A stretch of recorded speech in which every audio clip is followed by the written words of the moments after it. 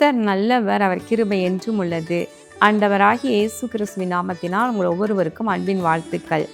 தேவ கிருபையும் சமாதானமும் இன்றைக்கு உங்களுக்கு பெருகுவதாக. பிரியமானவர்களே, இன்று ஜூலை மாதம் 21ஆம் தேதி செவ்வாய்க்கிழமை. இந்த நாள் உங்களுக்கு ஆசீர்வாதமான நாளாக இருப்பதாக. இன்றைக்கு நாம் தியானிக்கும் வசனம் சங்கீதம் 32:10. அதன் பின்பகுதி, கர்த்தரை நம்பியிருக்கிறவனையோ கிருபை சூழ்ந்து கொள்ளும். கர்த்தரை நம்பி இருக்கிறவனையோ கிருபை சூழ்ந்து கொள்ளும்.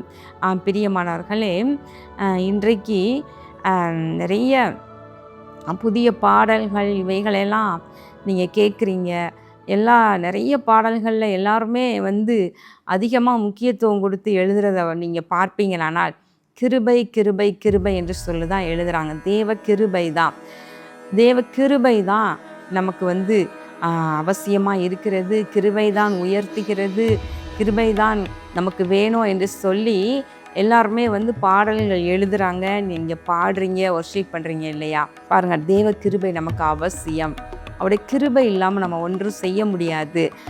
நாம் நிர்மூலமாகாமல் இருப்பது தேவனுடைய கிருபை என்று வசனம் சொல்லுகிறது. ஆனால் இந்த கிருபை யாரை சூழ்ந்து இருக்குது அப்படின்னு சொன்னால், கர்த்தரை நம்புகிறவனையோ கிருபை சூழ்ந்து கொள்ளும். பாருங்கள், கர்த்தரை நம்பி இருக்கிறவனையோ கிருபை சூழ்ந்து கொள்ளுகிறது. தாழ்மை உள்ளவர்களுக்கு கர்த்தர் கிருபை அளிக்கின்றார். ஆனால் அதனோடு கூட அவர் மேல் நம்பிக்கையாக இருக்கிற மனுஷன் பாக்கியவான். கர்த்தரை நம்புகிறவனையோ அவருடைய கிருபை சூழ்ந்து கொள்ளுகிறதாம். எப்படி ஒரு ஃப்ளைட் ஒரு வானத்தில் போகும்போது திடீரென்று அப்படியே மேக மண்டலங்களுக்குள்ளாக போகும்பொழுது அப்படியே ஃபுல்லாக சூழ்ந்து கொள்கிறது. மேகம் அப்படியே சூழ்ந்து கொள்கிறது. எங்கு திரும்பினாலும் சில நேரம் அந்த காற்று அடர்த்தியாக இருக்குமானால், அந்த மேகம் அடர்த்தியாக இருக்குமானால், இந்த பக்கம் எந்த பக்கம் எங்கே திரும்பினாலும் ஒன்றுமே தெரியாது.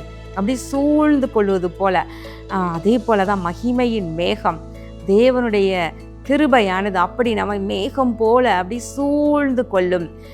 நீதிமானை ஆசீர்வதித்து காருண்யம் என்னும் கேடகத்தினால் சூழ்ந்து கொள்ளுவேர் என்று வசனம் சொல்லுகிறது அல்லவா?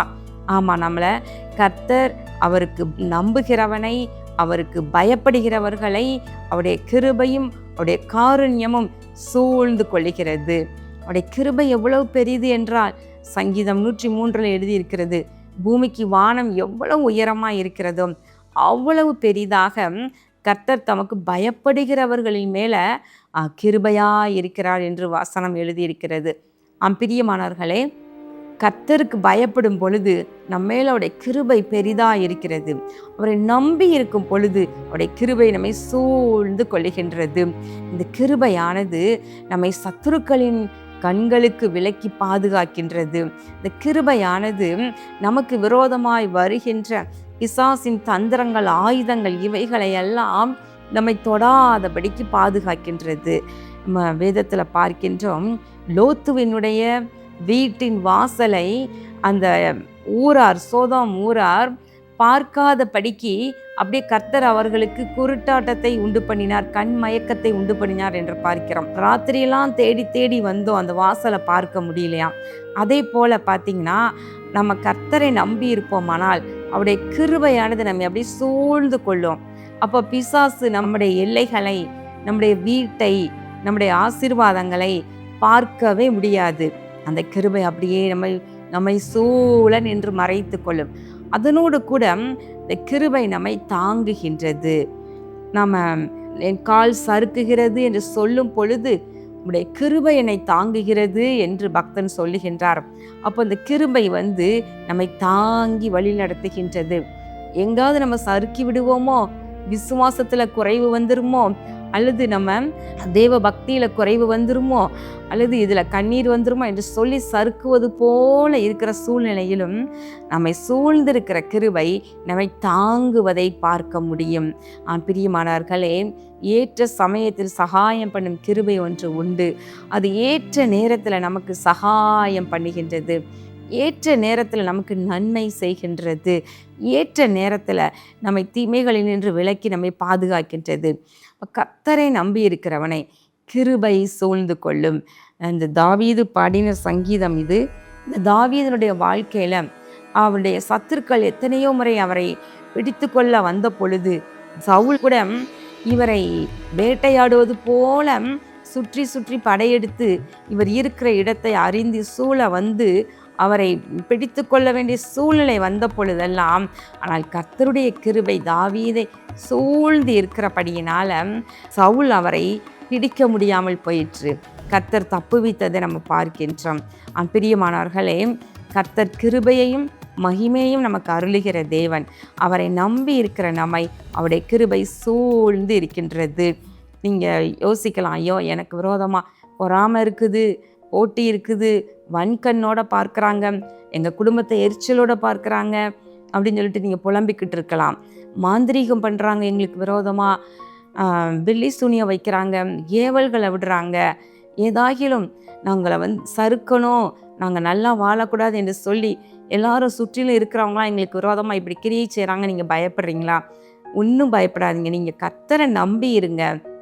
அவருடைய கிருபை உங்களை சூழ்ந்து நிற்குமானால் இந்த எந்த கிரியையும் உங்களை சேதப்படுத்தவே முடியாது, உங்களை தொடவே முடியாது. தேவ கிருபையானது நம்மை அழகாய் தாங்கும், தப்புவிக்கும், ஏந்தும், அழகாய் நம்மை நடத்தும். கண்கள் மூடி ஜெபம் பண்ணுவோமா? எங்கள் அன்பின் பரலோக பிதாவே, இதோ இந்த நாளிலும் நாங்கள் தியானித்த உடைய வார்த்தையின்படி கர்த்தரை நம்புகிறவனையோ கிருபை சூழ்ந்து கொள்ளும் என்று பார்த்தோம். ஆண்டவரே, உடைய கிருபை உடைய பிள்ளைகளை சூழ்ந்து கொள்வதாக.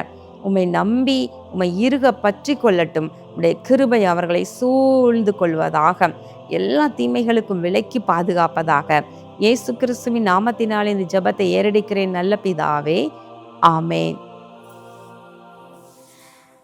பிரியமானவர்களே, தேவ கிருபை உங்களை தாங்கும். இந்த வாரம் விசேஷமாக சனிக்கிழமை நமது ஆசீர்வாத டிவியினுடைய சென்னையில் நடைபெறுகின்ற உபவாச கூட்டம் சென்னையில் வைத்து நடைபெற இருக்கின்றது. இந்த உபவாச கூட்டத்தை உங்களுக்கு ஞாபகப்படுத்துகின்றேன். மாதந்தோறும் கடைசி சனிக்கிழமை நடக்கிற இந்த உபவாச கூட்டத்திற்கு நீங்கள் தவறாமல் கலந்து கொள்ளுங்கள். கர்த்தருடைய பாதத்தில் ஒரு நாள் காத்திருப்போம். கர்த்தர் அருளுகின்ற நன்மையையும் பலனையும் கிருபையும் நாம் பெற்றுக்கொள்வோம். கர்த்தர் உங்களை ஆசீர்வதிப்பாராக. ஆமென்.